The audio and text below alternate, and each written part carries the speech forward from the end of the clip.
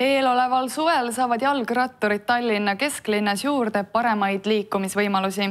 Tallinna linn ehitab juurde uusi teid ja olemasolevaid rattarituum muudetakse turvalisemaks. Jalgrattaga liiklejaid ilmub aasta-aastalt Tallinna linnapilti juurde. Üha sagedamini eelistatakse autole ja ühistranspordile just jalgratast.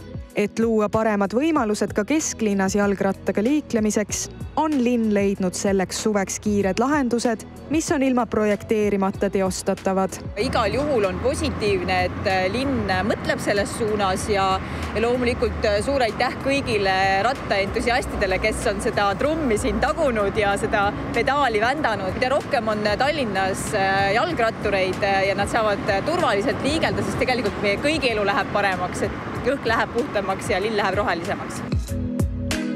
Teleajakirjanik Hannes Hermaküla, kes on aastakümneid Tallinna linnas jalgrattaga liigelnud, eelistab ka täna väga sageli just jalgratast.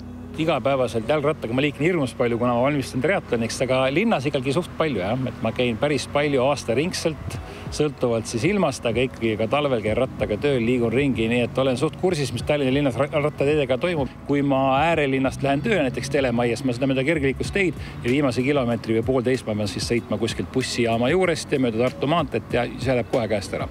Et see on keeruline. Kui me vaatame filtriteed või seda reiditeed praegusel hetkel, siis seal on suurepärane lahendus, kuidas saab liikuda jalgrattaga. Sinna tehakse Tallinna Sadama juurde ehitused või ümberkujundused ja sealt arvestakse nendega nii, et ikkagi, et sul on eraldi jalgrattatee, kus kõrval on jalakäijate tee. Et need kaks on ka veel omavahel ohtlikud, aga kui üldse suure tee pealt rattaga ära saaks, see oleks juba väga hea. Nii et need väiksed teede infrastruktuur ümber Tallinna tasapisi areneb, et see on väga kihvt. Linnavalitsus on kesklinna olemasolevaid rattateid põhjalikult analüüsinud, et leida lahendused, kuidas luua võimalused pääsemaks läbi kohtadest, mis praegu katkematut jalgrattasõitu takistavad. Juba olemasolevad ja selle algatusega juurde märgitavad uued jalgrattateed ja rajad moodustavad kava kohaselt kokku katkestusteta terviku. Sel hooajal me tõesti investeerime kergliiklusruumi ja kergliikluse parandamise võimalustesse Tallinnasse väga oluliselt. Kusagil me laiendame kõnniteeruumi, kusagilt me kaotame parkimiskohad, kusagilt me võtame isegi sõidukitelt ruumi ära. Selliste lahendustega, sellise kompleksse kavaga, mis oleks kesklinna osas sisuliselt meie linnaosi ühendav, jalgrattateede võrgustiku mõttes ühendav lahendus. Uusi rattateede lõike südalinnas on ette nähtud kokku ligi 3,8 kilomeetrit.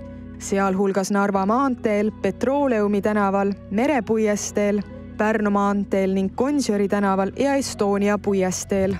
Tahame siis ära markeerida jalgrattarajad ka kontrastse abrasiivvärviga, sihukese punakatooniga värviga ja ka kõrgendatud tähelepanu vajavad asukohad siis ka püsttähistega.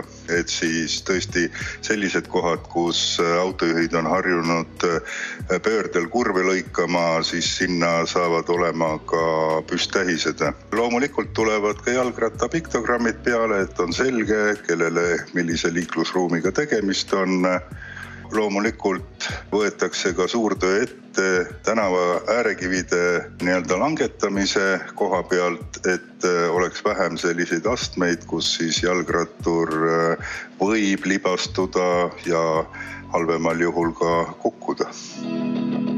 Nende kiirete lahenduste põhjal saab edaspidi rattateede kvaliteeti tõsta, kus see vajalik on. Edaspidi on oodata samadel trassidel kapitaalsema ja kulukama infrastruktuuri rajamist jalgratastele. Iga kord, kui võetakse ette mõne tänava põhjalikum rekonstrueerimine, kavandatakse sinna eraldi seisvad jalgrattateed. Suured mahulisemad investeeringud kergliiklusteedesse toimuvad üle linna. Kõige suuremad objektid on sel aastal Nõmmel ja kesklinnal, näiteks Viljandi maantee kandis toimuvad tööd või siis Lasnamäge Kadrioruga ühendav kergliiklus või siis Reiditeed ja Kalaranda ühendav kergliiklustee. Need on kindlasti ka täiesti eraldi seisvad objektid, mis nende jooksvate paranduste hulka ei kuulu, kuid mis on samuti olulised elemendid kogu selle terviku kujunemisel. Jalgrattaliikluse võimaluste parandamise tööd kiirete lahenduste näol on kavandatud valmima juunikuu jooksul ja nende maksumuseks kujuneb ligikaudu 1,5 kuni 2 miljonit eurot.